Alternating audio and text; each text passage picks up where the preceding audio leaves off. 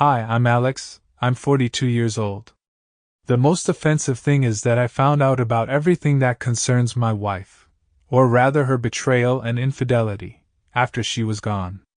We were married for several years, there were all sorts of things in our relationship, but we always compromised. But recently, before she died, or to be more precise, 2 or 3 years before it, our relationship reached a dead end. We sorted things out every day, quarreled over trifles, and threw mud at each other all the time. I can't remember a single day when we didn't quarrel. And in the last year, we were so tired of mutual reproaches that we could no longer see each other. We literally hated each other. And in the last 6 months, we even stopped talking, each living his own life and hating the other. We tried to protect the children from worries, so we continued to create the appearance of a happy and friendly family. But when they went to bed, we simply stopped talking and each lived his own life. We each slept in our own room. Or rather, my wife in our former bedroom, and I moved to the living room on the sofa. It was good that the children got up quite late and did not notice that their parents were sleeping in different rooms.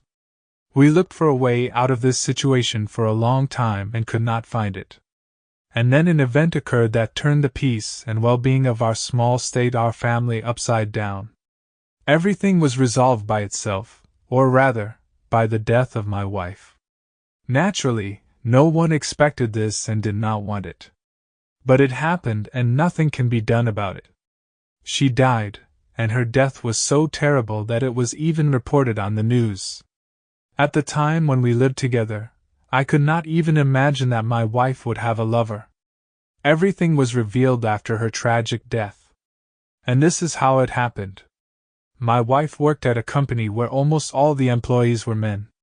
She did not give me much reason to be jealous, and lately, to be honest, I did not care anymore. But having learned all the circumstances, it was very painful for me.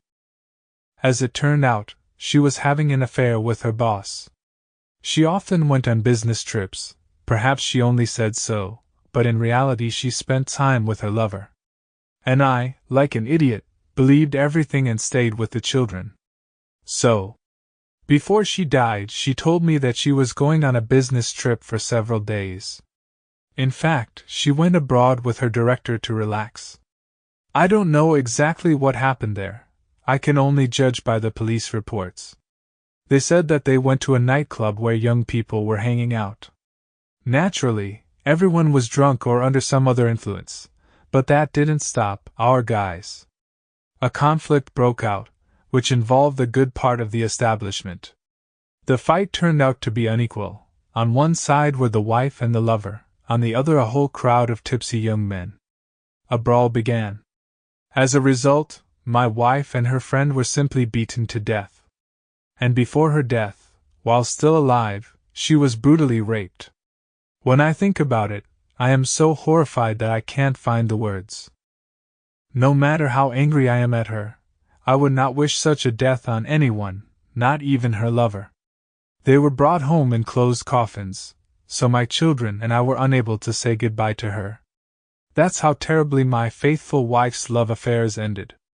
Of course, it was hard for me to understand, accept and survive all of this, but I was able to for myself and my children. It was harder for the wife of the man who died with my wife. She could not accept what happened. The betrayal of her loved one, and then his tragic death did their job. She ended up in a mental hospital because she went crazy. That's the terrible story that happened in my life. My name is John. I am 40 years old. I have been officially married for 10 years. Before marriage, my wife and I dated for 2 years. Now we are both in our early 30s. We have 2 children, a son and a daughter, still young. Everything was fine in the marriage and in the relationship until my wife got a new job and started building a career. That's where it all started. At first, the relationship cooled. I tried to somehow change everything, but my wife, as if on purpose, did everything the opposite. And then somehow everything got better or just calmed down. We had a conversation and I believed her. And now it's been a year and a half since everything fell into the abyss. We live like strangers. We are the parents of our children, but we are strangers to each other, absolutely strangers. And if before everything depended on me, and I tried to hold on and change this relationship, now I don't want anything anymore and have given up. And the reason is banal, an affair at work. I dated my boss for a year, lied to my family for a year, and did everything to the detriment of the family. I lied so as not to go on vacation with the whole family. And we went with the children, and she was supposedly busy with a project, but in reality she was just living with him in a relationship. We also celebrated the new year in 2024. She was with us for 2 hours, and then supposedly went to a corporate party, but in reality she went to him. In general gloom, and then he died, problems in his personal life, and a stroke with a coma, and a fatal outcome. And after the funeral, kind people, I still don't know who, sent me all their correspondence, photos, and videos by email. As it later turned out, this is personal data from his personal and work computers. There is a suspicion that my wife was not his only lover and rival. Thus, she decided to take revenge on my wife. In general, I sat and studied everything for several hours, and then my wife arrived. I didn't say anything. I just showed her the folder on the computer and went with the kids to the cinema, the entertainment center, the park. We had a good day. In the evening, we returned home, and my wife was in tears, trying to talk to me, to explain something, but I couldn't hear anything anymore. That's how we live. For all the year and a half that have passed since then, my wife has continued to make stupid and absurd attempts to talk and change something. It all looks so stupid, flawed, and feigned that it only causes rejection. There is nothing in her anymore, neither good nor bad. As if she died. I live for the sake of my children, and children, together with work, have become the only medicine. And my wife still asks me to talk, go to church, to a family psychologist, or just listen. But what should I listen to? And why go anywhere now? Who is she after this? And why should I have anything with her now? This is my story. This is my relationship. This is my family. Perhaps my uncle was right when he said that people do not understand goodness. The more good you do for them, the more they want to execute and crucify you. Hi, I'm Ben. I'm 32. My wife died of cancer 2 months ago. We got married in 2008. In 2009, our daughter was born. In 2013, I was offered a promising job, and we moved from a small town to a metropolis. We took out a mortgage on an apartment in a new building and began to settle in. We lived normally. There were arguments, of course, mostly through my fault. I'd screw up somehow, or forget something that I asked to do. And she is hot-tempered, intolerant, has a character like her father, says everything directly without embarrassment. So sometimes I spent the night on the couch. But she is forgiving. In terms of our intimate life, everything was always modest. Tenderness, hugs, kisses. Lie down in the morning on a day off, cuddle, that's true. And she doesn't really need sex, that's what she always said. Plus family life, work, and it became even less. She also got into sports, dancing, the gym, and came home completely exhausted. Then she started having problems with her job. She would find something, but then she would leave for a month or two. Or she would just sit at home. This situation really depressed her. She started taking sedatives, antidepressants. She was already into all sorts of esotericism, horoscopes. And then she completely immersed herself in it. She started going to psychics, making up some horoscopes. She would put headphones in her ears and sit in the dark in the lotus position. She went to the gym so as not to mope at home.